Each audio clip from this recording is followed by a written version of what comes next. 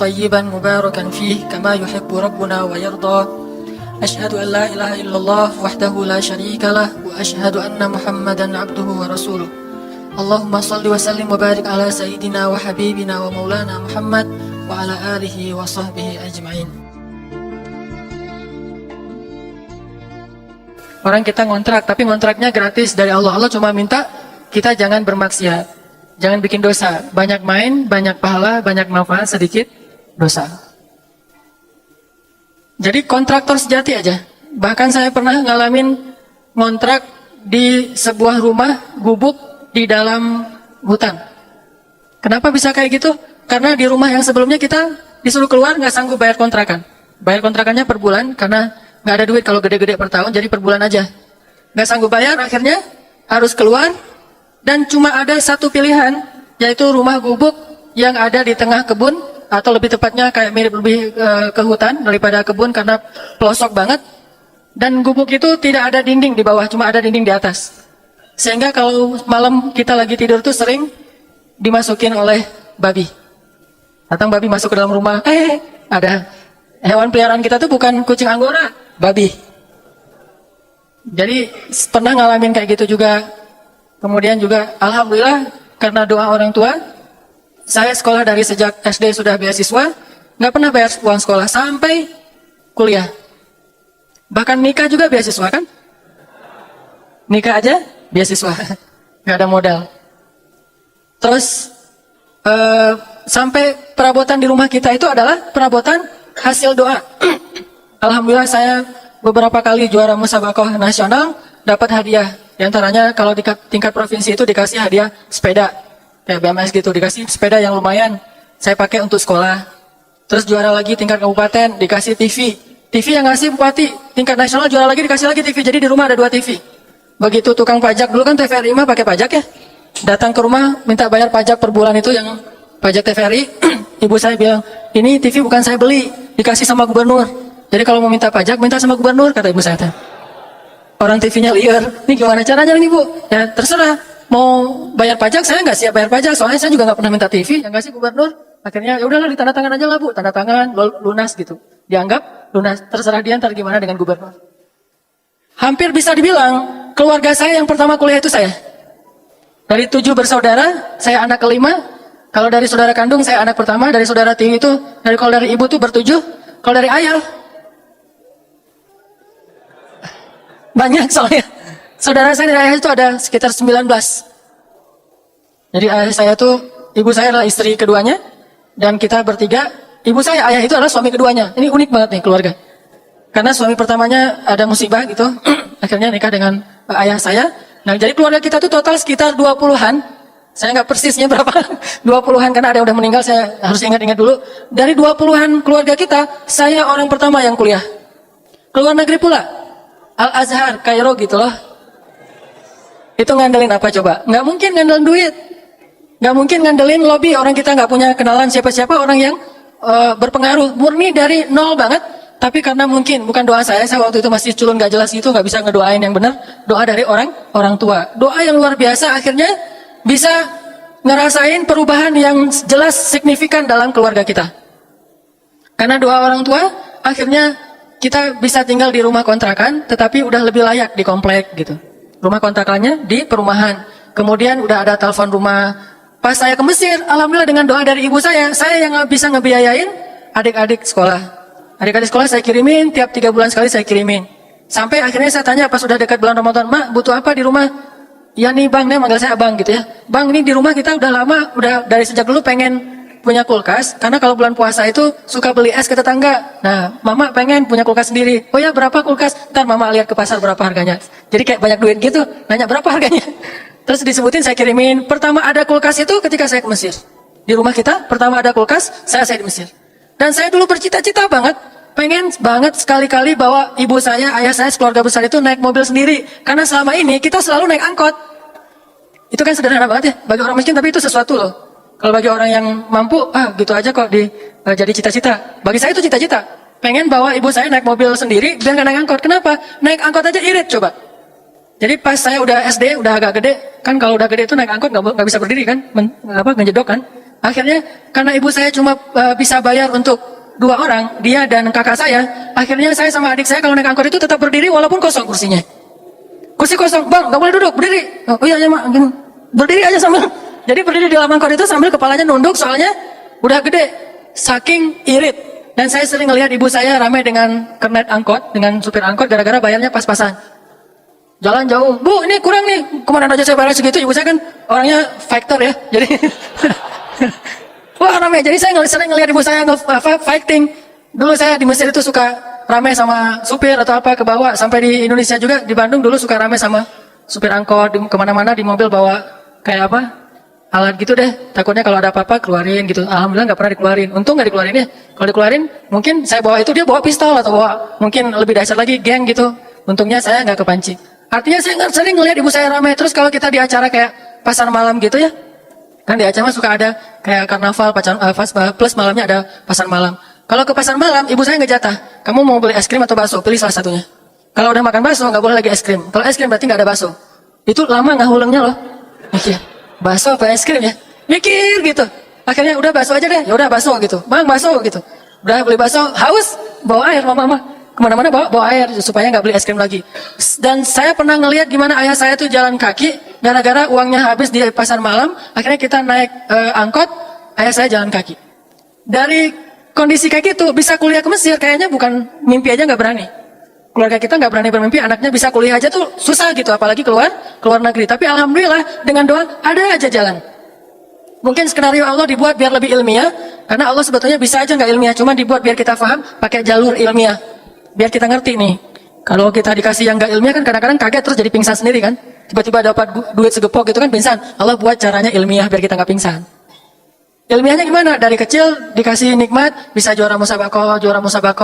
Sering juara musabakoh. Pas udah sampai di Mesir, udah gak juara lagi. Kenapa? Udah gak butuh soalnya. Allah kasih lewat jalan yang lain. Dari juara-juara musabakoh saya bisa nabung. Alhamdulillah kita bisa beli tanah. Kemudian pas saya mau ke Mesir, tanahnya jual, susah jualnya karena nggak bisa jual dalam waktu dekat. Sedangkan saya waktu itu belum dapat beasiswa di Al-Azhar, tapi saya kekeh banget pengen ke Mesir. Saya pernah ceritakan, saya sampai hampir putus asa bilang ke Ustadz saya kayaknya nggak jadi kuliah ke Mesir, di Indonesia aja.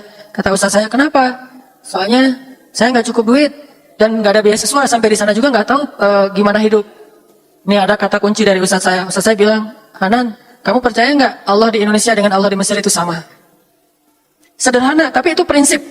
Allah di Indonesia dengan Allah di Mesir sama. Ya percaya dong Ustaz, memang kenapa?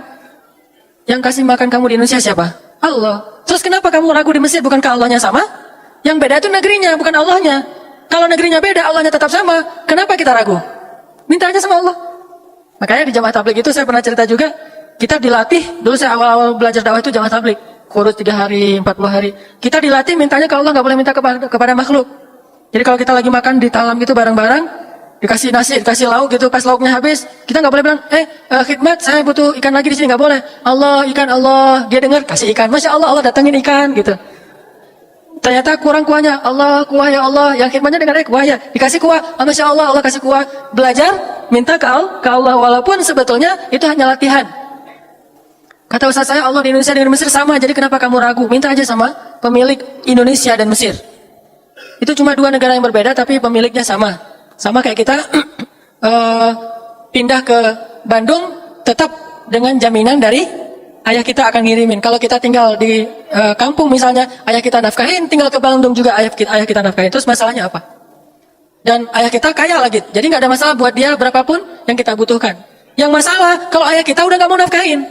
Mulai sekarang kalau kamu keluar dari Banda Aceh, kamu bukan anak saya lagi. Itu baru masalah tuh.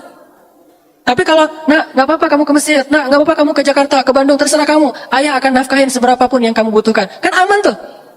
Karena ayahnya sama. Tapi kalau ayahnya udah beda, ayahnya berubah gitu. Kenapa ayahnya beda? Ternyata ada broken home gitu. Ayahnya cerai sama ibu kita, terus ayahnya hilang aja, nggak tahu kemana, nggak mau lagi menafkahi. Nah, ini baru kita bikin galau tuh. Jadi Ustaz saya bilang sederhana, Allahnya sama. Kalau kamu di sini bisa makan, di sana juga bisa makan. Oh gitu Ustaz. Kamu di sini punya keluarga nggak? Punya. Kenapa di Mesir tidak punya keluarga? Bukankah Allahnya sama yang mendatangkan keluarga untukmu? Alam yajidka yatiman fa'awa. Gitu kan ayatnya? Alam yajidka yatiman fa'awa wa wajadaka dhallan fahada wa wajadaka 'ailan fa'aghna. Ya Muhammad, kenapa kamu khawatir? Bukankah dulu kamu itu anak yatim, lalu aku beri kepadamu keluarga? Dulu kamu itu adalah orang yang bingung, tidak tahu kemana arah untuk hidup, aku beri kamu petunjuk. Dulu kamu dalam keadaan tidak punya apa-apa, aku berikan segalanya. Diberikan istri yang solehah dan kaya raya. Alam yajidka yatiman fa'awa wa wajadaka dhallan fahada wa wajadaka 'ailan fa'aghna. Lalu kenapa kamu ragu? Itu buat saya mantap. Oh, gitu ya. Ternyata modalnya bukan duit, tapi Allah. Kalau mau minta bukan kepada makhluk, tapi minta kepada Allah. Makhluk hanya cara buat Allah untuk supaya kita faham. Kalau dikasih nggak lewat makhluk, takutnya kita nggak ngerti, malah jadi suzon. Tiba-tiba dapat duit banyak, kita malah nggak bersyukur kepada Allah karena nggak ngerti dari mana asalnya. Akhirnya Allah buat ilmiah. Saya punya duit cuma 10 juta, dan itu habis untuk biaya travel, untuk biaya tiket. Tapi karena saya punya Allah, ya udah, saya beli tiket ke Medan, naik Malaysia Airlines dari Medan ke Kuala Lumpur, Kuala Lumpur Beirut, Beirut Lebanon, dari Beirut ke Kairo, naik pesawat Malaysia. Biayanya kurang lebih 10 juta. Dan saya nggak bawa uang sama sekali, nol. Tapi saya punya yang maha kaya. Berangkat nih. Di Malaysia Airlines, dikasih makan. Wah, nih makan. Makan semuanya. Sampai di Kuala Lumpur, di Bandara Kuala Lumpur, semalaman kita muter-muter aja nggak makan. Saya sama teman-teman saya. Teman-teman saya sebetulnya punya duit. Cuma dia nggak enak kalau makan, saya nggak ikut. Akhirnya dia ikut lapar gara-gara saya. Kita makan yuk. Baru aja tadi makan di pesawat. Ntar lagi juga di pesawat dikasih makan. Saya bilang gitu. Padahal saya nggak bawa duit. Ya udah deh. Kita tunggu aja di pesawat. Akhirnya, namanya juga mahasiswa kan irit nih. Begitu naik pesawat antara Kuala Lumpur ke Beirut, wah, alhamdulillah nggak tahu kenapa kayak gitu. Saya minta makan berkali-kali ke pramugarinya, itu dikasih terus loh. Harusnya kan ada jadwal makan tuh. Saya, Mbak boleh nambah nggak? Saya nambah di pesawat tuh pertama kayak kelas bisnis gitu. Dia juga mungkin ngeliat wajah saya kasihan gitu karunya ya, jadi akhirnya udahlah kasih aja deh. Jadi Mbak boleh nambah nggak? Ini nasinya. Oh ya, mau rasa apa? Mau yang lauknya apa? Apa daging atau chicken gitu? Yang daging aja, request lagi udah minta nambah, dikasih daging makan, alhamdulillah kenyang banget. Sampai di Beirut tuh saya kekenyangan, kasih apapun saya makan. Dari Beirut ke Kairo snack gitu, cemilan. Sampai di Kairo saya udah kenyang banget. Tadi saya makan dengan niat supaya tidak kelaparan nanti di Kairo di hari pertama, minimal bertahan untuk 1 hari. Ternyata baru keluar bandara, langsung diajak kakak-kakak kelas untuk makan kambing Kairo.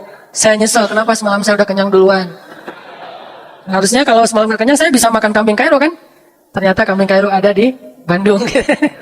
Intinya adalah Allah yang kasih makan, bukan makhluk. Udah masuk ke Mesir, masuk ke Kairo.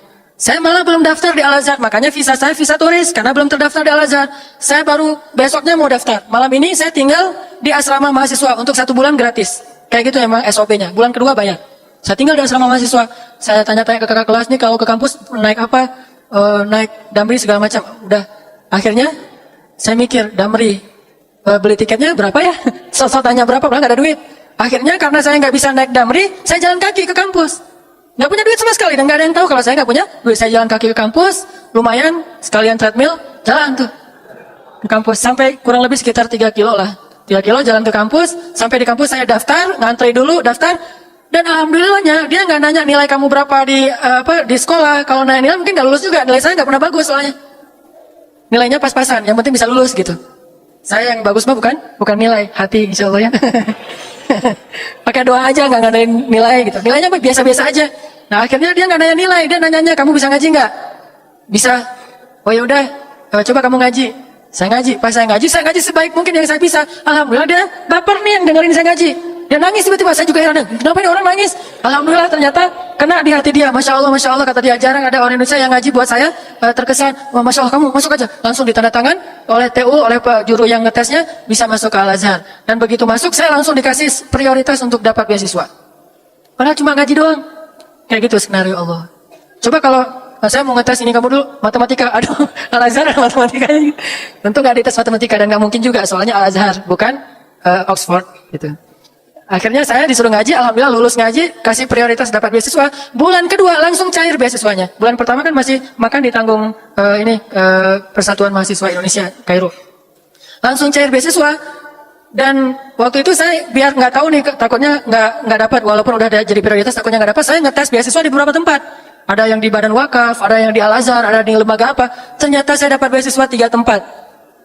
Teman-teman yang datangnya mengandalkan orang tua, gak dapat beasiswa sama sekali, tetap dikirimin tiap bulan oleh orang tuanya. Saya 3 tempat beasiswanya, makanya saya punya rumah 3. 1 asrama, karena kalau dapat beasiswa wajib masuk asrama. 1 lagi saya tinggal di pelosok Mesir, pengen tahu suasana kondisi masyarakat Mesir. 1 lagi saya tinggal dekat Sungai Nil, di apartemen yang elit. Gak tahu diri ya? Kalau lagi ujian, kan saya sering bilang, kalau lagi ujian, saya nggak mau tidur di apartemen. Saya tidurnya di hotel. Makannya di kafe. Sehari makan di kafe 3 kali. Tapi bukan mengandalkan beasiswa. Alhamdulillah setelah 1 tahun di Mesir, saya jadi menguasai daerah itu. Saya bikin bisnis-bisnis, usaha-usaha kecil. Mulai dari manajer keliling, jual dolar gitu ke anak-anak. Lu anak baru ya? Beli dolar dari gua. Anak-anak baru, iya ya kak, beli gitu ya. Jadi pakai senioritas, bisa jualan dolar gitu. Udah gitu, bisa jual bakso. Kalau ada event anak-anak mahasiswa Malaysia itu by the way ada 8.000 mahasiswa di Mesir. Dan itu market bisnis yang lumayan. Wah, 8.000, Indonesia 3.000, jadi 11.000 mahasiswa itu market bisnis luar biasa. Saya bikin bakso Manghanan gitu ya. Nggak ada mereknya tapi. Yang bikin bukan saya, teman saya. Saya nggak bisa apa-apa, cuma bisa jualan. Teman saya bikin bakso, saya jualin. Dan saya jualnya pakai mood. Kalau orangnya kayaknya nih keren nih, saya kasih banyak. Kalau orangnya kayaknya ngeselin, saya kasih sedikit. Kalau cewek yang beli, banyak tuh kasihnya. Datang cewek kayaknya, oh ini solehah banget, ini kayaknya nih. Siapa tahu bisa jadi gitu kan. Nanam dulu lah, nanti menuainya 3 tahun lagi. Ternyata dia lupa, masih gitu. Kalau dulu bahasanya ustazah di Mesir tuh siapapun dipanggil ustazah walaupun mahasiswa. Kalau di sini brosis gitu kan, neng gitu, neng nih baksonya dapat 12. Yang lain standarnya 6 butir bakso, ini mah 12, 2 kali lipat. Dia nggak nanya, dia bilang ke temannya, oh enak tuh bakso di situ, sekali kasih 12. Datang lagi, loh kok saya 6, kok kamu 12? Rame, saya nyumput aja udah. Tapi alhamdulillah walaupun jualan baksonya pakai mood, nggak pakai SOP yang sama, untungnya lumayan. Dari keuntungan bakso itu bikin lagi bisnis catering. Sampai alhamdulillah kalau musim haji berangkat haji jadi guide, jadi kuli, jadi joki Hajar Aswad. Joki Hajar Aswad. Yang sekarang ramai-ramai di TV joki Hajar Aswad, kalau saya nonton acara gitu saya senyum-senyum aja. Saya dulu juga gitulah. Bu mau cium Hajar Aswad, saya bantuin gitu. Cuman nggak pernah matok berapa yang dia kasih, minimal $100 lah ya. Ada yang saya sampai pernah banget nih ngandelin doa banget ya di Mekah. Saya mau baru haji yang pertama dan waktu itu ngutang hajinya. Rata-rata mahasiswa itu kalau haji itu ngutang.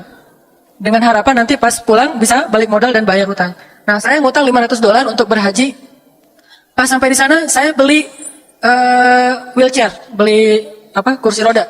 Saya beli kursi roda itu modal buat narik tuh. Jadi kita jadi supir kursi roda. Bersaing dengan teman-teman yang udah lama di Mekah sama anak-anak Arab. Beli kursi roda, saya muter-muter aja di dekat Ka'bah, kok nggak ada yang sakit ya, nggak ada yang cacat gitu, nggak ada yang lemah. Kalau musim haji kan banyak orang sakit, tapi waktu itu hajinya tuh haji fit banget nih. Aduh, kok nggak ada yang sakit? Saya mau ngedoain supaya ada yang sakit, nggak enak gitu. Masa saya doa, ya Allah mudah-mudahan ada yang sakit tahun ini banyak gitu. Nggak mungkin kan doa kayak gitu, jadi menzalimi orang lain. Udah nanti kursi rodanya kita bahas setelah salat isya insya Allah ya. Kita salat isya dulu. Bismillahirrahmanirrahim. Tadi sampai di mana? Oh, kursi roda, belajar. Ini sharing dulu pengalaman sebagai tahadus bin nikmah. Salah satu bukti bahwa gimana kalau kita ngandelin Allah, berdoa kepada Allah, dan memurnikan keyakinan kita kepada Allah, itu amazing. Tapi kalau setengah-setengah, maka Allah juga, aku tergantung bagaimana prasangka hambaku kepada ana inda dhanni abdi bi. Jadi, saya ngutang dulu $500 buat haji dengan target nanti bisa nutupin dengan sedikit ada kerjaan di Saudi. Saya beli kursi roda, muter-muter dekat Ka'bah gitu, nyari-nyari orang yang sakit. Jadi kayak ikan hiu nyari mangsa gitu. Kalau ada yang kira-kira jalannya, Bu, capek mau saya dorongin gitu. Jadi ternyata, oh enggak apa-apa deh, masih kuat kok. Oh ya Bu, enggak apa-apa. Udah jalan terus. Sampai akhirnya udah 3 hari saya muter-muter, saya belum dapat orang sakit. Belum dapat pasien. Udah 3 hari. Dan 3 hari itu saya hanya minum air zam-zam saja. Minumnya air zam-zam. Dan alhamdulillah itu keajaiban air zam-zam itu minum tapi bisa ngenyengin. Nggak harus makan. Saya tidur di masjid, bawa baju nggak terlalu banyak. Begitu nanti pengen mandi di toilet Masjidil Haram di bawah yang bagus. Saya mandi terus naik lagi ke atas tidur, minum air zam-zam terus saya kayak gitu selama 3 hari. Setelah 3 hari, saya terus berharap nggak mungkin lah Allah membiarkan saya kayak gini. Saya yakin aja sama Allah. Cuman kalau misalnya Allah belum mengabulkan di hari pertama, kedua, dan ketiga, mungkin memang Allah pengen lihat kesabaran saya. Wah, semoga aja Allah lihat kesabaran saya. Insya Allah saya sabar. Sabar nih. Hari keempat, alhamdulillah, dari kejauhan saya ngelihat ada ibu-ibu sama anak gadis. Bukan sakit, kayak bingung gitu arahnya nih kemana nih. Kayak orang kesasar, kan di Mekah banyak orang kesasar. Sampai ada tuh seorang pilot pesawat tempur kalau nggak salah. Tapi udah kayaknya udah pensiun. Beliau pernah kesasar di Mekah. Terus kita tolongin, kita arahin ke maktab namanya, ke asrama beliau, ke hotel. Beliau bilang gini, Dek, Masya Allah ya, Subhanallah, benar, kita nggak boleh sombong ya kalau di sini, kata beliau. Kenapa Pak? Saya itu nggak mau ikut rombongan, saya mau jalan sendiri. Padahal ini haji pertama buat saya. Karena saya mikir, saya di udara aja nggak kesasar, di tengah hutan aja ditaruh saya nggak kesasar. Masa saya di kota kecil kayak gini kesasar? Saya ngomong gitu. Jadi saya nggak mau ikut pembimbing, nggak mau ikut rombongan. Saya yakin bisa pulang sendiri. Jadi saya tinggalin rombongan. Ternyata benar, saya muter-muter nggak tahu di mana rumah saya, kesasar. Jadi nggak boleh sombong. Ada ibu-ibu kayak kesasar gitu, saya samperin. Dan nggak ada niat sama sekali mikir nih, jangan siapa tahu sakit mau didorong, nggak ada sama sekali. Justru gara-gara kayak gitu Allah kasih. Bu, mau kemana? Ini deh saya kesasar, mau pulang, cuman nggak sampai-sampai udah muter-muter balik lagi ke masjid. Oh, emang ibu dari mana? Dari Solo katanya. Oh, Solo. Maktabnya berapa? Nggak hafal, nggak bawa identitas, nggak bawa apa-apa, cuma ada gelang doang dan nggak disebutin di situ maktab berapa, nomor hotelnya apa, jalan apa nggak tahu. Wah ibu, gimana kalau gitu atuh bu? Ya saya nggak tahu pulang kemana nih. Jamaah Solo kan tersebar di mana-mana. Saya juga bukan petugas resmi yang tahu lokasi jamaah-jamaah yang baru datang. Ibu baru datang kapan? Kemarin, ini hari kedua. Oh gitu. Ya udah ikut saya aja bu. Mudah-mudahan ketemu. Bismillah aja ya bu. Ya Bismillah ikut. Jalan aja saya tuh. Itu benar-benar saya juga nggak tahu di mana rumahnya, ke arah mana, ada yang misfalah, ada yang hafayar, ada yang kemana-mana. Pokoknya jalan aja, jalan, dan gak lama jalannya, tiba-tiba dia ngelihat, loh itu teman-teman saya ada di depan hotel lagi nungguin dia belum pulang. Itu teman-teman saya langsung datang. Alhamdulillah ada ini kayaknya, kalau bahasa orang mah hoki gitu ya. Dia pembawa apa berkah.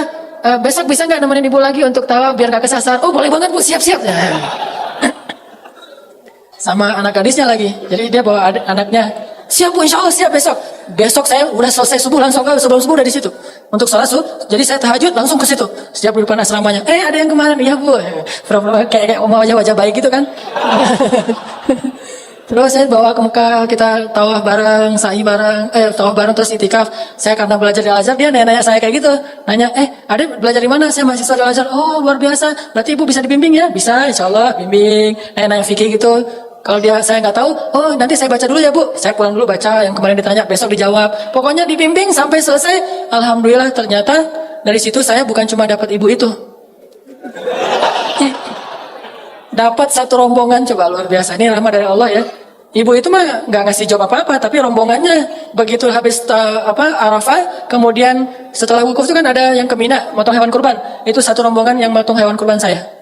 Itu dikasih sama ketua rombongan. Dek, bisa nggak nolongin kita untuk motong hewan kurban? Oh bisa pak. Sama ada yang dam juga, yang hajinya tamat itu kan harus bayar dam. Akhirnya saya pergi ke tempat pemotongan hewan kurban, makanya saya tahu tentang gimana motong hewan kurban onta itu kayak gimana. Akhirnya saya datang sana, tawar-menawar dengan pemilik hewan kurbannya, sekitar berapa puluh ekor. Balik lagi, dari situ, alhamdulillah saya bisa beli kulkas, biayain adik-adik sekolah segala macam. Itu luar biasa.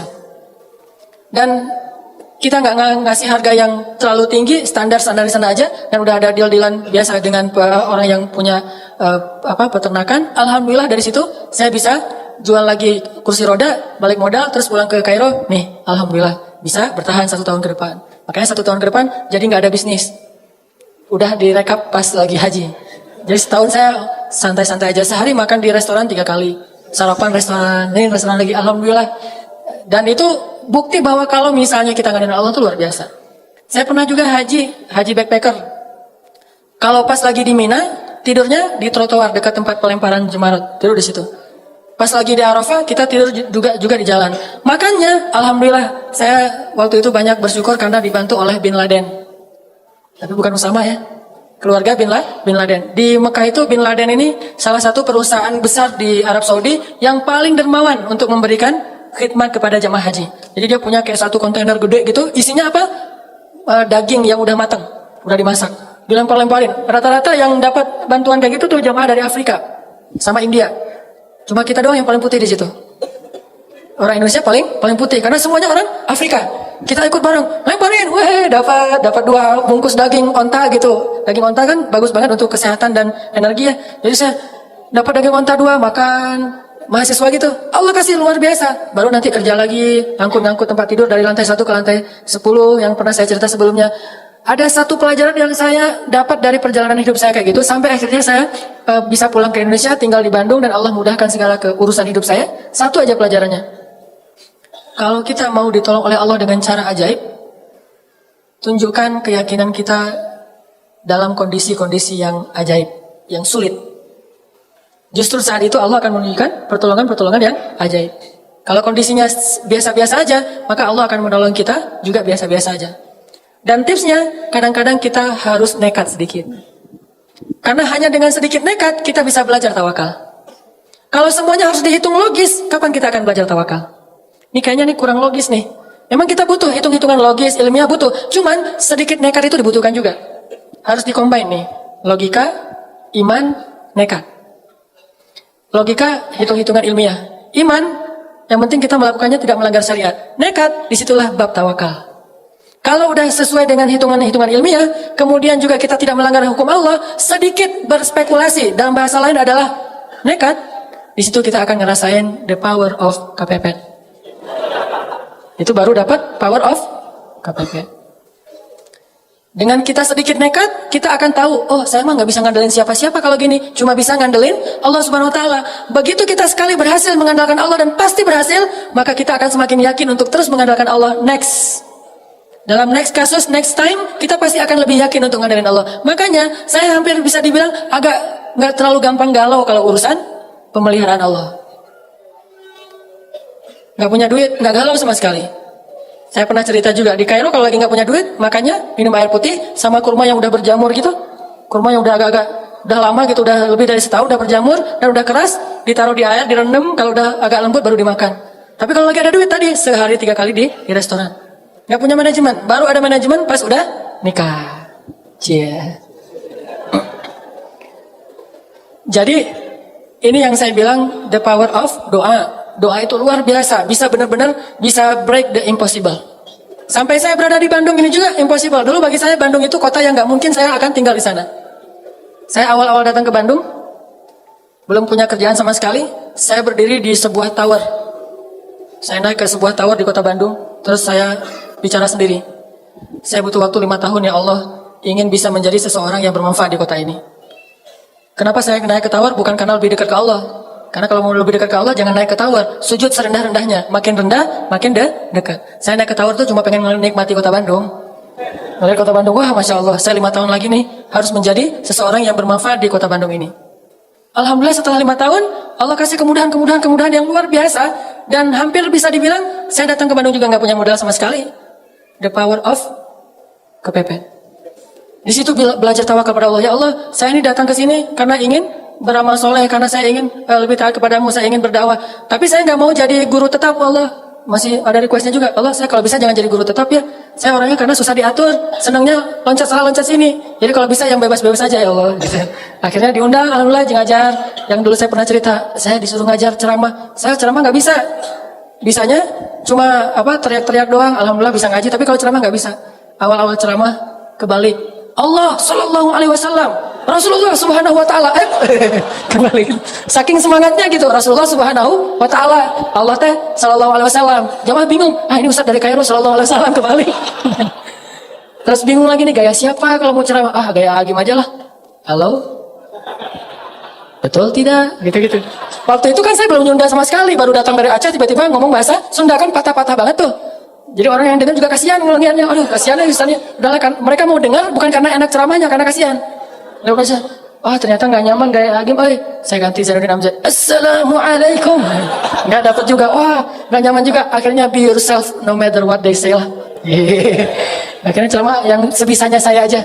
Udah mulai nulis-nulis buku. Nulis-nulis buku pertama, saya penulis, saya kulinya, saya direkturnya, saya ngejualnya.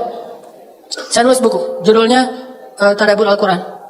Terus saya kirim ke Sumatera, ke Kalimantan, ke teman-teman Kairo yang udah pulang. Ngirim pakai bus, terus juga pakai beberapa paket yang ngirim keluar kota. Bawa pakai dus Marlboro gitu kan, buku kan berat tuh kalau pakai dus Marlboro. Saya angkat sendiri di Soekarno-Hatta. Ternyata itu penulis bukunya. Angkat buku, nih saya mau ngirim ke buku apa nih? Buku tentang Tadabbur Al-Quran. Oh ya, siapa penulisnya? Hanan Attaqi gitu. Oh ya, padahal saya. Jualan di book fair. Kan ada book fair di Braga dulu tuh, di Islamic Book Fair, jualan. Alhamdulillah dari percikan imannya Pak Amiruddin ngasih satu space buat saya, display buku saya. Saya bikin X banner, saya bawa naik motor hujan-hujan pakai jas hujan gitu, turunin buku basah-basah, lalu disusun-susun. Setelah disusun-susun saya balik lagi ke toilet, ganti baju yang agak-agak keren gitu seolah-olah penulis, baru balik lagi. Saya udah pakai dasi gitu, udah penulis gitu kan. Pas orang datang, "Oh, ini buku siapa?" Ini wajahnya mirip. Jadi di cover buku itu wajah saya paling gede tuh. Tulisannya kecil, yang penting wajah saya.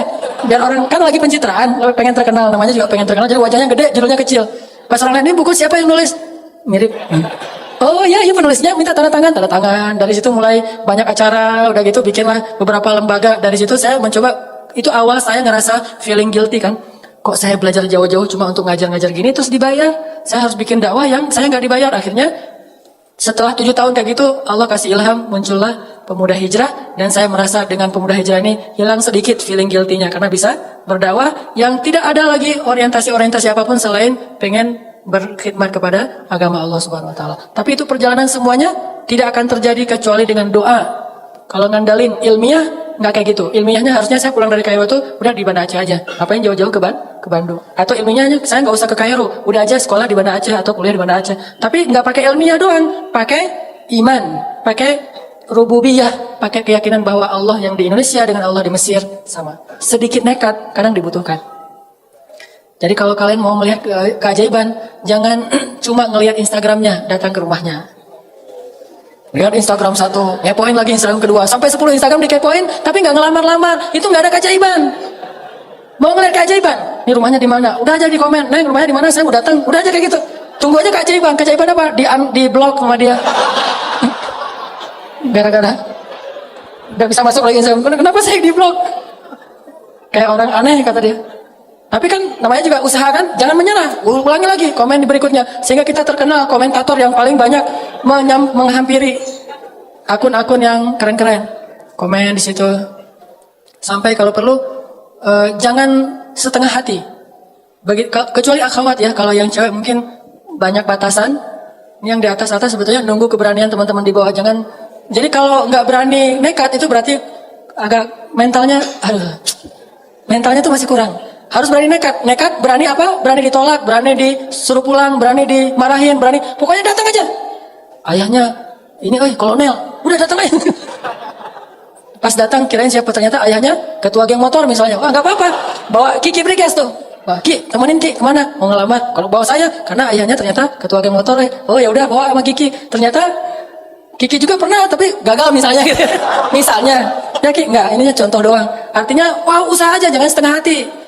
Jadi baru disebut nekat itu kalau udah ngelakuin sesuatu, bukan nekat tapi cuma doa doang. Ya Allah, saya berharap bisa nikah tahun ini, tapi nggak nekat-nekat. Coba tunjukin dulu, karena nekat jadi tawakal.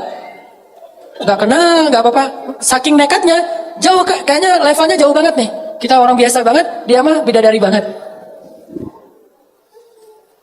Seorang pengemis melamar bidadari. Wih, jadi pengemis yang luar biasa nih. Kayak siapa? Julaibi. Pengemis melamar bidadari. Dan saya mah orang biasa. Tapi saya punya Allah, datang aja. Kan kita nggak tahu kalau belum mencoba kan. You don't know if you don't try. Itu pakai aja sebagai bahasa nekat. Tapi setelah itu Bismillahirrahmanirrahim. Allah ya muqallibal qulub. Wahai yang membolak-balikan hati. Udah segitu aja. Allah udah tahu lah keterusannya apa. Datang, ya Allah, Engkau yang memiliki hati orang-orang yang ada di dalam rumah ini. Ayahnya, ibunya, dia, termasuk pembantu. Kadang-kadang pembantu itu bisa membuat orang terbolak-balik hatinya. Ayahnya masih bingung gitu, ibunya masih mikir-mikir, si Nengnya juga masih mikir-mikir. Pembantunya yang, wah semangat. Pembantunya bilang, "Neng, ibu teh udah sering ketemu anak laki-laki, tapi ini beda Neng." Pembantunya tuh cerewet, tapi cerewet yang positif. Ternyata si pembantunya tadi dibeliin, cuangki sama kita. Ikhtiar yang maksimal. Pembantu juga bisa dimanfaatin. Karena saya pernah memanfaatkan pembantu. Dan itu berhasil. Ikhtiarnya yang maksimal. Kita nggak akan tahu kalau kita belum mencoba. Doa, terus ikhtiar. Ikhtiarnya tadi, bawa cuangki, bawa nasi pecel, kasih ke pembantu. Bu, dari mana? Saya dari Surabaya. Oh, saya bawain rawon buat ibu, gitu ya. Bawain rawon. Masya Allah, ini anak baik banget. Dia akan bisa mempengaruhi keputusan yang ada di dalam rumah itu. Keputusan paling penting bisa dipengaruhi oleh suara seorang pembantu rumah tangga gara-gara sebungkus rawon. Itu ikhtiar dulu. Jangan udah belum apa-apa, saya mah kayaknya nggak ini. Laksanakan aja dulu. Ikhtiar kerja juga gitu, harus sedikit nekat. Karena dulu saya pernah bisnis beberapa usaha kecil-kecilan, bukan bisnis, bisnis mah kayak gaya usaha lah, usaha kecil-kecilan, bikin kayak cabang-cabang kios pulsa gitu. Itu berawal juga dengan kenekatan, pokoknya saya mau bikin itu aja, jual beli mobil second juga dengan kenekatan, properti kecil-kecilan cuma beli satu, benerin terus jual lagi, semuanya lewat nekat, tapi tawakal sama Allah. Yang penting jangan bikin Allah kecewa, itu aja. Kalau kita nggak bikin Allah kecewa, kita masih tetap bisa ngandelin Allah. Begitu kita ngecewain Allah, nggak bisa ngandelin apapun. Kalau kita mengandalkan Allah, maka Allah akan menggunakan segalanya untuk kebaikan kita. Kalau kita nggak bisa mengandalkan Allah, maka kita kehilangan segalanya. Sehingga ulama bilang, siapa yang mendapatkan Allah, dia mendapatkan segalanya. Siapa yang kehilangan Allah, dia kehilangan segalanya. Minta sama Allah. Wa idza sa'alaka 'ibadi 'anni fa inni qarib. Allah itu dekat sama hambanya. Ujibu da'watad da'i idza da'an. Aku mengijabah setiap permintaan orang-orang yang meminta kepadaku. Minta sama Allah. Ini semangat, motivasi untuk berdoa dan berikhtiar dengan bumbu sedikit nekat. Baru kita akan melihat keajaiban. Banyak sekali dari pengalaman hidup saya itu nekat memang bikin keajaiban. Tapi dengan tawakal. Baru kita mengerti arti tawakal kalau kita udah agak sedikit nekat. Terus tips yang kedua dari pengalaman hidup yang mungkin jadi sharing juga buat teman-teman, biar doa itu diijabah oleh Allah. Ini penting banget nih. Jangan pernah makan atau minum sesuatu yang Allah haramkan. Itu mutlak. Gimana pun kita teriak-teriak di depan pintu Ka'bah, kalau di dalam darah dan daging kita ini tumbuh atau mengalir makanan dan minuman yang Allah nggak ridhoi, suara kita itu mute, mute, mute. Nggak kedengaran. Di telepon kita telepon Allah, tapi teleponnya di silent, nggak kedengaran. Kenapa nggak kedengaran? Soalnya kita pakai opsi silent tadi, dan opsi silent itu gara-gara kita makan makanan yang haram atau syubhat. Jangan pernah menggadaikan doa-doa teman-teman dengan harta yang haram walaupun berlimpah. Jangan pernah menggadaikan. Karena kalau kita sudah sampai membuang kesempatan diijabah doa, kita nggak bisa ngapa-ngapain lagi walaupun kita punya dunia dan seisinya. Nih kalau pilihan ya, nggak ada pekerjaan tapi syubhat atau haram. Cuman resikonya Allah nggak mengijabah lagi doa kita. Atau kita nggak mengambil pekerjaan itu, cuman nggak dapat keuntungan besar, tapi Allah mengijabah doa-doa kita. Kalau saya sangat yakin nggak perlu istiqoroh akan memilih, yang penting Allah mengijabah doa saya. Urusan yang lain terserah. Kalau Allah mengijabah doa saya, mau apa aja, minta sama Allah pemilik segalanya. Tabarakalladzi biyadihil mulk, di tangan Allah segala kerajaan. Jadi jangan sampai Allah yang kita hilangkan, jangan sampai kita kehilangan tali dengan Allah Subhanahu Wa Taala. Dan salah satu penghilang tali hubungan dengan Allah itu makanan dan minuman yang haram. Makanya Nabi pernah mengisahkan, ada seorang laki-laki Yahudi melakukan perjalanan, di tengah jalan dia ngelihat ada orang yang lagi makan babi guling, barbecue, harum gitu, tapi makanannya babi. Laki-laki Yahudi tadi nyamperin, terus bilang, boleh nggak saya minta satu potong ikan itu? Kata laki-laki Yahudi, boleh nggak saya minta? Atini hadas samak, beri saya sepotong dari ikan ini. Kata orang-orang, kamu kan penampilannya kayaknya orang Yahudi ya? Ya, bukankah orang Yahudi itu dilarang makan babi? Emang, terus kenapa kamu minta makanan ini? Kata dia, yang minta babi siapa? Kan saya minta ikan, kata orang Yahudi. Tapi nunjuknya ke arah babi. Itu namanya hilah. Mencari-cari celah untuk mengubah hukum yang haram menjadi halal. Salah satunya dengan mengganti nama. Makanya Nabi bilang di dalam hadis, ada juga di Riyadhus Shalihin, janganlah kalian menamai khamar dengan karam. Karam itu mulia artinya, namanya keren. Jadi khamar itu tetap khamar, jangan dikasih nama yang keren-keren. Harganya 2 juta. Dari Italia. Keren lagi namanya tuh. Terus packagingnya bagus banget. Jangan kata Allah, kata Nabi, kenapa? Karena itu akan mengubah sesuatu yang haram menjadi sesuatu yang disukai, diminati, bangga orang dengannya. Sehingga dilarang menamakan sesuatu yang haram dengan nama yang baik. Begitu juga mengubah namanya menjadi nama seolah-olah dia halal. Orang Yahudi ini ngasih nama babi dengan kalimat samak, ikan. Atini hadas samak, beri saya ikan ini. Kata orang-orang, ini kan nggak boleh untuk kamu orang Yahudi. Emang saya minta babi, saya kan minta ikan. Tapi nunjuknya ke arah babi. Akhirnya kamu berdebat, dikasihlah sepotong makanan babi. Dia dia makan, kemudian dia minum khamar. Udah selesai itu dia jalan. Dia jatuh di tengah perjalanan karena mabuk. Kemudian untanya hilang. Untanya membawa semua bekal-bekal dia. Terlunta-luntalah dia di tengah padang pasir. Ketika dia sadar, dia nggak punya apa-apa lagi. Waktu itu kemudian dia duduk, lalu dia berdoa kepada Allah, Rabbi, Sampai di situ aja. Nabi kemudian ngasih komen terhadap hadisnya. Jadi Nabi menyampaikan ceritanya, kemudian Nabi komen. Apa komen Nabi? Makaluhu haram, malbasuhu haram, mashrabuhu haram, fa anna yustajabu lidzalik? Makanannya haram, minumannya haram. Kemudian tempat tinggal pakaiannya haram. Bagaimana Allah akan mengijabah doa dia sehingga laki-laki itu mati di tengah padang pasir dalam keadaan terlunta-lunta. Datang lagi seorang sahabat namanya Sa'ad bin Abi Waqqas, datang kepada Rasulullah, "Ya Rasulullah, doakanlah saya supaya Allah mengijabah doa-doa saya. Karena saya berdoa itu Allah belum mengijabah saja. Saya mohon tawassul dari engkau ya Rasul, dengan wasilahmu semoga Allah mengijabah doa saya." Kata Nabi, "Ya Sa'ad, atib mat'amak." Wahai Sa'ad, bersihkanlah makananmu dari yang haram. Lalu Sa'ad kemudian membalikan semua keuntungan-keuntungan ribanya, dan dia tidak mau lagi makan riba sebagai seorang rentenir. Kemudian akhirnya dia berdoa lagi, dan sejak saat itu Sa'ad terkenal sebagai seorang ahli diijabah dalam doa. Karena meninggalkan usaha-usaha yang tidak Allah ridhoi. Jadi kalau mau melihat keajaiban dalam doa, jangan pernah masukkan makanan dan minuman yang haram ke dalam tubuh kita. Mending kita lapar daripada kita memakan sesuatu yang Allah haramkan. Kecuali darurat. Kalau darurat boleh. Kan kaidah fikihnya, ad-darurah tubihul mahzurah. Yang darurat itu membolehkan yang tidak boleh. Kita kelaparan di tengah hutan, nggak ada makanan kecuali, maaf tadi babi misalnya, maka boleh kita makan babi, tapi jangan digulai, di sate, di segala macam. Ada yang di didendeng gitu ya, disimpan. Ada yang sampai dikalengin. Buat apa? Buat nanti kalau lapar lagi. Nggak, makan darurat itu hanya untuk menghilangkan rasa lapar yang sangat. Kalau udah hilang rasa lapar yang sangat, udah agak nyaman, udah tinggalkan itu. Begitu juga dalam urusan yang lain. Kalau kita darurat banget, boleh menggunakan harta yang haram, tapi sebatas menghilangkan unsur darurat kita saja. Anak sakit, gak punya uang sama sekali, minjam ke teman-teman, gak ada yang bisa nolong. Akhirnya terpaksa kita menggunakan sistem-sistem yang Allah gak ridhoi. Tapi sebatas untuk bisa membiayai pengobatan anak. Jangan utangnya 1 miliar, padahal pengobatannya 10 juta. Kenapa ada 990 jutaan? Karena itu buat tambahan modal. Nah, ini bukan darurat namanya.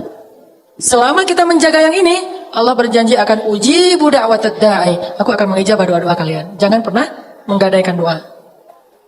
Yang terakhir, kalau pengen doa kita diijabah oleh Allah, ijabahlah panggilan Allah. فَلْيَسْتَجِيبُوا لِي وَلْيُؤْمِنُوا بِي لَعَلَّهُمْ يَرْشُدُونَ. Penuhilah panggilan Allah dan berimanlah kepada Allah supaya kalian mendapat petunjuk. Jadi kalau kita mengijabah panggilan Allah, Allah mengijabah panggilan kita. Begitu Allah bilang, Allahu Akbar, Allahu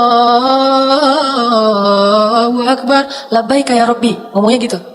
Labbaika ya Rabbi, aku penuhi panggilanmu ya Allah. Datang buru-buru, wudu langsung datang ke masjid.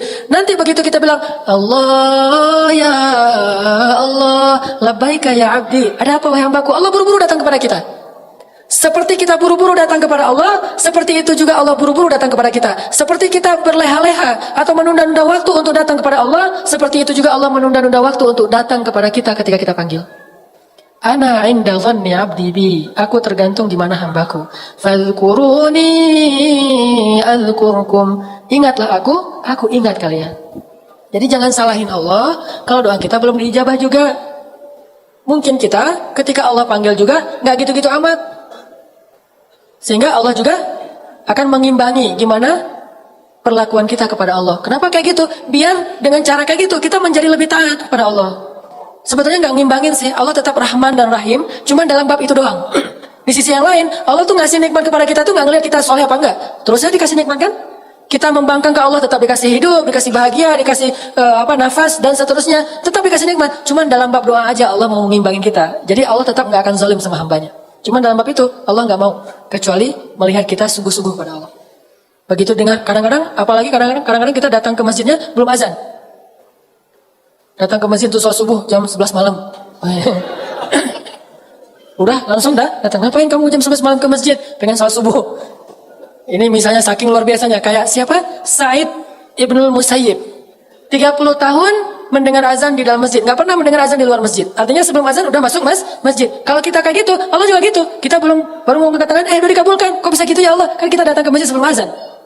Kayak Nabi tuh baru membatin doang dalam hati, udah Allah kabulkan. Belum juga ngomong, ya Allah, udah datang langsung. Ada miss call gitu, wah, Ditunggu ya, nanti kita wawancara kerjaan. Belum juga berdoa, udah wawancara kerjaan. Belum juga ketemu ceweknya, tapi ceweknya yang nyamperin duluan. Ustadz, boleh nggak saya ta'arufan sama yang ikhwan yang itu? Oh, yang itu yang mana? Yang ini? Yang itu. Bukan ke sini, yang di belakang Ustadz. Oh, yang di belakang saya. Ya udah, nanti saya kenalin, kasih aja CV-nya. Ternyata yang nyamperin duluan, ceweknya ngasih CV duluan. Ini karena kita duluan datang kepada Allah sebelum Allah panggil. Udah sekali, begitu juga ya akhwat.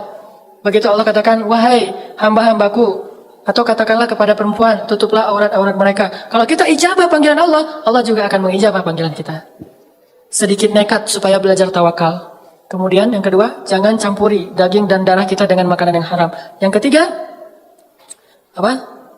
ijabahlah panggilan Allah sehingga Allah mengijabah panggilan kita. Kalau udah bisa kayak gini, insya Allah teman-teman mudah dalam hidup. Mau kerjaan mudah, mau sekolah mudah, mau nikah mudah, mau punya anak mudah. Ya Allah, ya Rabbi, ya Ilahi. Andalkan Allah, jangan andalkan makhluk. Walaupun mustahil sekalipun. Jangan kita membatasi yakin kita kepada Allah hanya dengan kata-kata mungkin dan mustahil. Kalau gitu Allah hanya akan ngasih kepada kita hal-hal yang mungkin. Kalau kita masih yakin kepada Allah terhadap hal yang mustahil, Allah ngasih kepada kita yang impossible. Tergantung gimana kita. Saya yakin kepada Allah akan maha penyembuh kalau sakitnya cuma flu. Minum obat flu atau obat sakit kepala, Allah fa'idha maritu fahuwa yashfin.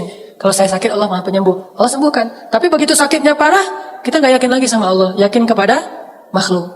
Padahal makhluk mah gak boleh kita yakini, hanya boleh kita ikhtiar. Ke dokter itu babnya ikhtiar, bukan bab iman. Gak boleh beriman kepada dokter, beriman kepada obat, tapi ikhtiarnya kepada dokter dan obat sesuai dengan tuntunan Allah.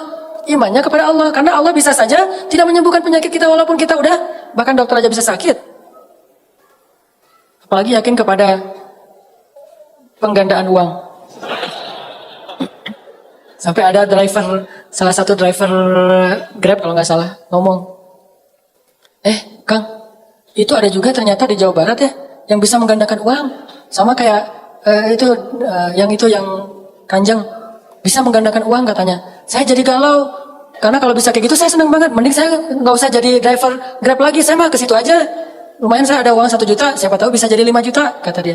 Saya bilang, Kang, itu dia yang menggandakan uang itu namanya bisnis apa, Kang? Bisnis jasa. Kalau dia bisa menggandangkan uang, ngapain dia capek-capek bisnis jasa? Udah aja duit dia sendiri digandain, udah gitu nggak perlu lagi berusaha, nggak perlu lagi berikhtiar, nggak perlu lagi kerja, pakai mahar 5 juta, nanti digandain jadi 10 juta. Ngapain dia capek-capek kerja? Kalau dia bisa menggandakan uang sendiri, begitu dia ada uang 1.000, saya gandain uang 10.000, gandain kan gampang kan? Ngapain kerja lagi? Dia kerja karena dia nggak bisa menggandakan uang. Saya bilang, oh gitu kan?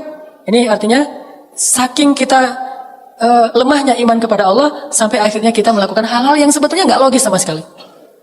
Kalau kita yakin Allah bisa menggandakan uang, kayak kita yakin kepada sosok yang bisa menggandakan uang di dunia, harusnya kita datang ke Allah lebih sering. Ya, kenapa ada orang yang sangat terpelajar, educated, sampai dokter, terpengaruh juga dengan isu-isu kayak gini. Dia bawa berapa puluh miliar supaya digandain, akhirnya nggak balik sama sekali, kecuali sedikit.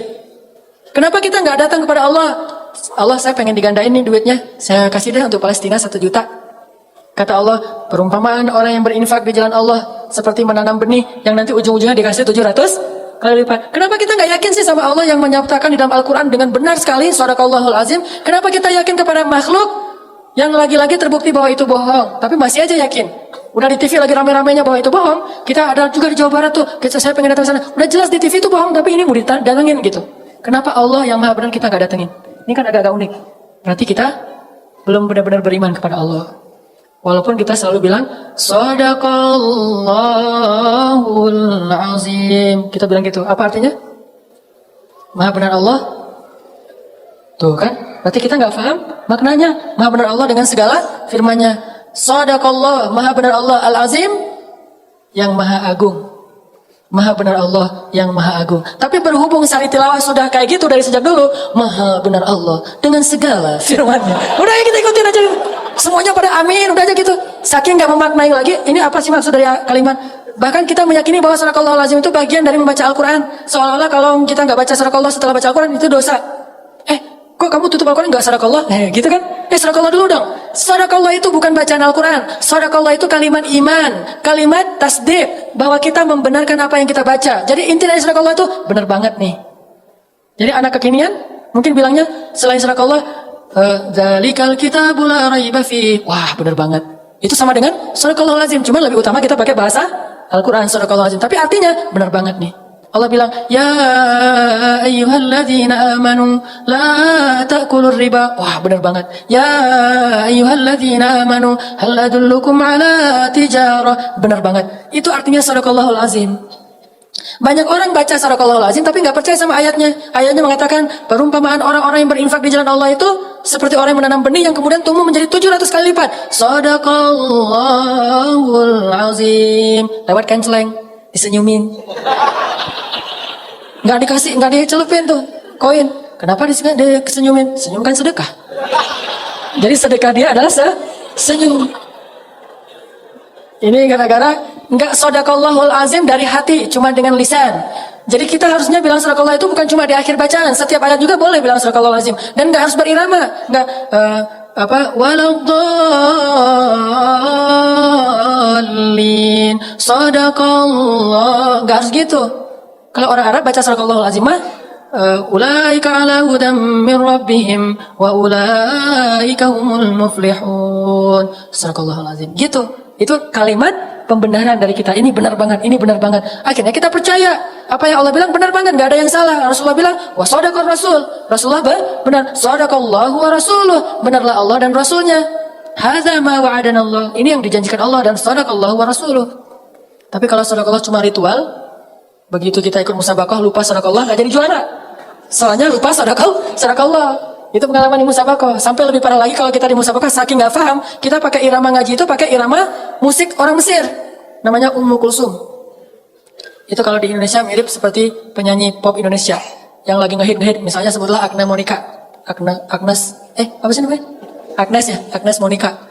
Maaf ya, saya mah nggak pernah ngepoin yang gitu-gitu. Si Agnes Monica ya, kan lagi ngehit tuh untuk cewek-cewek. Nah, Agnes Monica untuk Mesir namanya Ummu Kulsum, Umi Kalsum. Saya ngaji nih di Indonesia, gitu ya. Oh kok bagus ngajinya Hanan? Ya ini pakai iramanya Umi Kalsum. Karena saya nggak tahu kalau Umi Kalsum itu iramanya lagu-lagu pop biasa. Ya Habibi, saya nyanyiin di dalam masjid. Artinya wahai kekasihku. Tapi nyanyinya di dalam masjid. Ifrah ya albi, berbahagialah wahai kekasihku. Sampai ada lagu, kenapa engkau tidak menjawab panggilanku? Aku nggak punya pulsa, gitu kan ya dulu ya iklannya mah.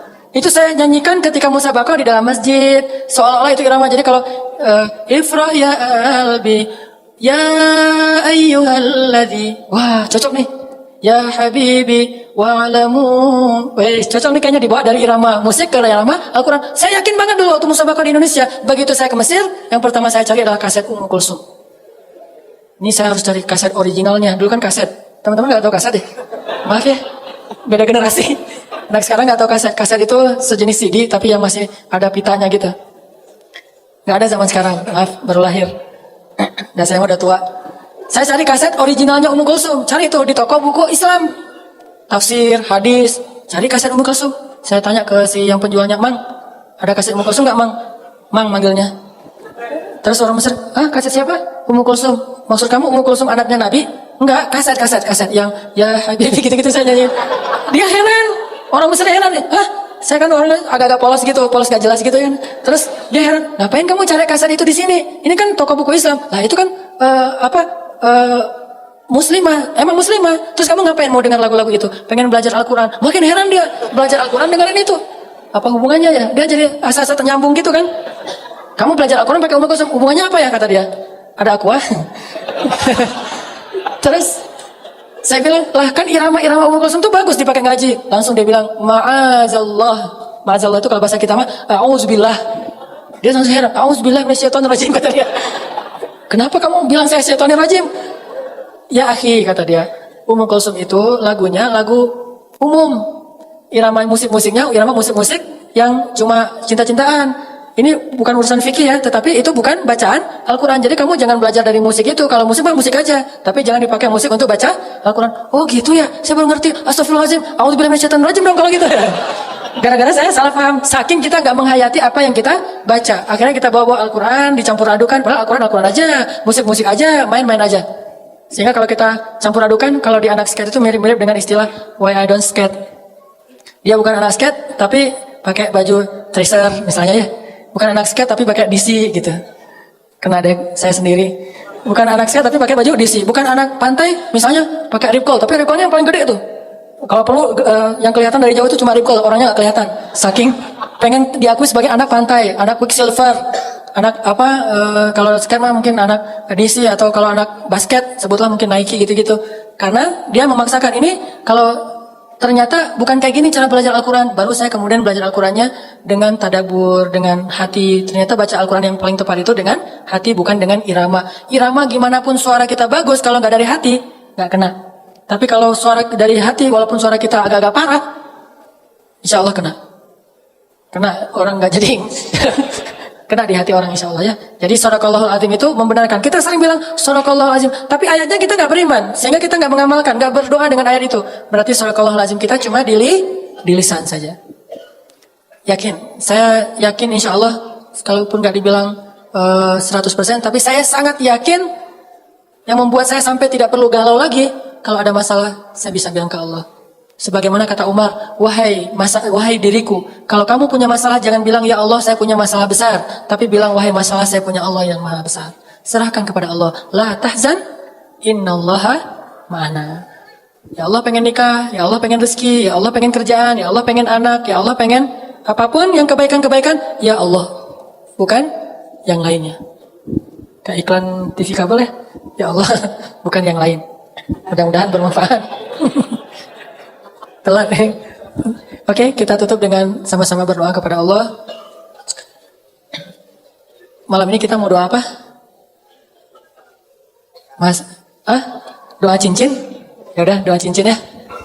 Doa menyematkan cincin dan mengatakan akad dengan lancar, jangan pakai baca teks. Dan saya selalu menitipkan kepada teman-teman jangan melupakan doa untuk saudara-saudara kita di Palestina, di Suriah, karena kita nggak bisa nolong mereka banyak, setidaknya kita jangan juga udah nggak nolong, nggak doain pula. Plus yang pasti kita ngedoain bangsa kita Indonesia, mudah-mudahan dianugerahkan kepada kita pemimpin-pemimpin yang beriman, yang soleh, dan juga diberikan kemakmuran kepada bangsa Indonesia, supaya orang-orang yang sakit mampu berobat, orang-orang yang miskin bisa menyekolahkan anak-anak mereka. Allah berikan kepada kita pemimpin yang adil, rakyat yang sabar, mudah-mudahan Allah berikan baldatun thayyibatun wa rabbun ghafur. A'udzu billahi minasyaitonir rajim. Bismillahirrahmanirrahim. Alhamdulillahi rabbil alamin. Arrahmanir rahim. Maliki yaumiddin. Iyyaka na'budu wa iyyaka nasta'in. Iyyaka na'budu wa iyyaka nasta'in. Iyyaka na'budu wa iyyaka nasta'in. Iyyaka na'budu wa iyyaka nasta'in. Ihdinas siratal mustaqim. صراط الذين أنعمت عليهم غير المغضوب عليهم ولا الضالين اهدنا الصراط المستقيم اهدنا الصراط المستقيم صراط الذين أنعمت عليهم من النبيين والصديقين والشهداء والصالحين صراط الذين أنعمت عليهم من النبيين والصديقين والشهداء والصالحين اهدنا الصراط المستقيم يا هادي اهدنا الصراط المستقيم يا مقلب القلوب يا مقلب القلوب يا مقلب القلوب يا مقلب القلوب ثبت قلوبنا يا الله ثبت قلوبنا على دينك يا مصرف القلوب صرف قلوبنا إلى طاعتك اللهم اهد شباب المسلمين اللهم اهد شباب إندونيسيا اللهم اهد شباب إندونيسيا اللهم اجعلهم من الصالحين اللهم اغفر لهم ذنوبهم وتقبل منهم توبتهم يا غفار يا غفار يا تواب تب علينا يا تواب تب علينا توبة نصوحا. Ya Allah, ya Arhamar Rahimin, Engkau lah yang menggenggam hati setiap hamba-Mu, ya Allah. Kami serahkan hati kami untuk berada di dalam genggaman dan kasih sayang-Mu, ya Allah. Jangan biarkan hati kami digenggam oleh hawa nafsu dan syaitan, ya Allah. Genggam eratlah hati kami, ya Allah. Dan jagalah ia sampai akhir hayat kami, ya Allah. Tanpa Engkau, hati kami akan terbolak-balik antara kebatilan dan kemungkaran, ya Allah. Kami takut, mungkin hari ini kami sering ke masjid, senang kepada taklim, bergaul dengan orang-orang yang soleh, orang-orang yang baik. Tetapi jika Engkau tidak menggenggam hati kami, justru di akhir hayat itu, mungkin bisa saja hati kami condong kepada kebatilan, condong kepada kemusyrikan, condong kepada kemungkaran, sehingga matilah kami dalam keadaan su'ul khatimah. Kami berlindung kepadamu dari su'ul khatimah, ya Allah. Genggamlah hati kami, senantiasa dalam ketaatan sampai akhir hayat kami, ya Allah. Kami merasakan hati kami, kadang iman bertambah, kadang iman turun, kadang iman naik, kadang iman turun, kadang iman bertambah, kadang berkurang. Kadang iman kami dalam keadaan kuat, kadang iman kami dalam keadaan lemah. Setiap hari kami merasakan naik turunnya iman. Jika kami tidak menyerahkan hati kami kepadamu, siapa yang bisa menolong kami, ya Allah? Betapa ruginya kami, ya Allah, jika sepanjang hidup kami beramal soleh, malam hari kami tahajud, setiap hari kami ke masjid, siang hari kami berpuasa, dengan harta kami bersedekah, sepanjang hidup kami beramal soleh, tetapi jika akhir hayat kami syirik, di akhir hayat kami su'ul khatimah, maka sia-sialah semua kebaikan-kebaikan kami sepanjang hidup kami, ya Allah. Karena yang menjamin seseorang itu adalah akhir hayatnya, baik dan buruknya. Jika akhir hayat seseorang baik, walaupun sepanjang hidupnya dia berbuat buruk, maka Engkau akan mengampuninya dan memasukkannya ke surga. Jika akhir hayatnya buruk, walaupun sepanjang hidupnya beramal soleh, maka gugurlah segala amal-amalannya dan menjadi penghuni neraka. Kami berlindung kepadamu dari su'ul khatimah, ya Allah. Sebagaimana Engkau memberi hidayah kepada kami sepanjang hidup kami, terutama sejak kami hijrah, maka berilah juga hidayah kepada kami di akhir hayat kami, ya Allah. Jadikanlah sebaik-baik hari kami adalah hari ketika bertemu denganmu, ya Allah. Dan jadikanlah sebaik-baik amal kami adalah amalan yang terakhir, ya Allah. Ya Arhamar Rahimin, berilah petunjukmu kepada pemuda-pemuda Indonesia. Berilah petunjukmu kepada pemuda-pemuda Indonesia. Berilah petunjukmu kepada pemuda-pemuda Bandung. Jadikanlah anak-anak muda Indonesia, terutama anak-anak muda Bandung sebagai ashabul kahfi, anak-anak muda yang yakin kepadamu, ya Allah. Anak-anak muda yang berserah diri kepadamu, ya Allah. Halalkan hubungan mereka, ya Allah. Pertemukan mereka dengan bidadari-bidadari mereka, ya Allah. Pertemukan pemudi-pemudi kami dengan imam-imam mereka yang solih, ya Allah. Sehingga hidup mereka penuh dengan keberkahan darimu, ya Allah. Ya Arhamar Rahimin, menangkanlah Islam di atas pundak anak-anak muda yang beriman, ya Allah. Wariskanlah bumi ini kepada hamba-hambamu yang beriman. Janganlah Engkau timpakan musibah kepada kami, di mana bumi terwariskan kepada orang-orang yang kufur kepadamu, ya Allah.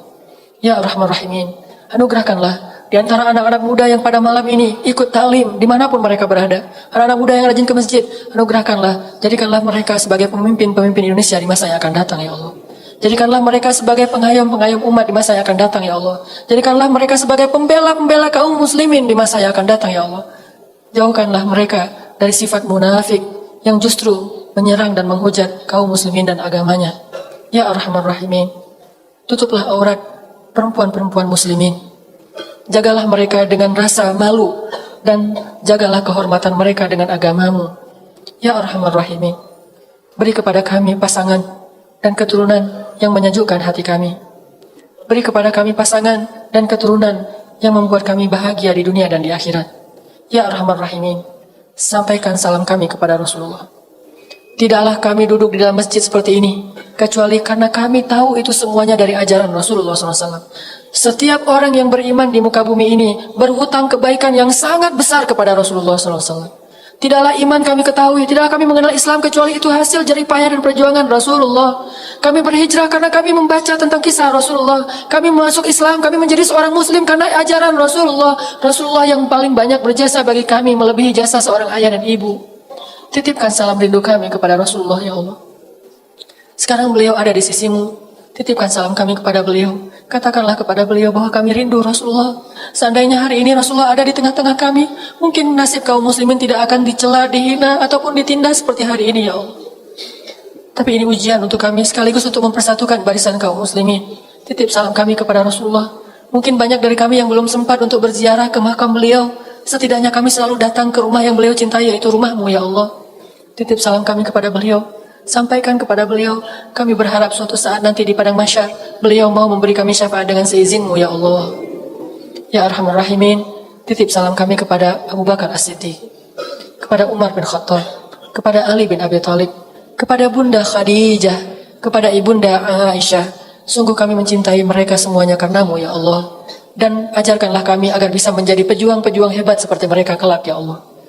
Ya Arhamar Rahimin, maafkanlah kami yang belum bisa menolong saudara kami di Palestina dan di Suriah ya Allah. Kami sadar kalau kami masih zalim. Siang malam kami tertawa, nikmat hidup bersama keluarga kami, seolah-olah kami tidak ingat ada saudara kami yang setiap hari menangis di kem-kem pengungsian di Suriah dan Palestina ya Allah. Ada saudara kami yang terusir dari kampung halamannya di Myanmar ya Allah. Tapi kami tidak bisa berbuat banyak. Maafkanlah kekurangan kami ya Allah. Kami belum bisa membantu mereka, kecuali hanya dengan mengisikan sedikit dari harta kami untuk kami kirimkan untuk mereka. Tapi itu sama sekali belum bisa menyelesaikan masalah mereka. Maafkanlah kami ya Allah. Kami hanya bisa mendoakan mereka. Tolonglah kaum muslimin ya Allah. Engkaulah maha penolong. Tolonglah kaum muslimin di Palestina. Tolonglah kaum muslimin di Suriah. Jangan lagi ada perang dan penjajahan terhadap saudara kami ya Allah. Kami sering menikmati hidup kami bersama teman-teman kami. Di antara kami ada yang senang main skate, ada yang senang musik, ada yang senang main BMX, ada yang senang bola. Kami bisa menikmati hidup kami setiap sore dengan ceria. Kami berkeringat, kami sehat, kami tertawa bersama teman-teman kami. Tetapi banyak saudara kami di Palestina dan di Suriah, mereka tidak bisa hidup senikmat kehidupan kami. Seandainya mereka melihat bagaimana kami tertawa bersama teman-teman kami, sedangkan mereka menitikkan air mata, apa yang akan mereka katakan tentang kami di hadapan-Mu kelak ya Allah? Kami yakin banyak anak-anak muda di Palestina yang juga ingin menikmati masa mudanya dengan olahraga, dengan hal-hal yang positif seperti yang kami lakukan bersama teman-teman kami. Tapi Engkau memberikan mereka kehidupan yang mungkin lebih spesial daripada kehidupan kami.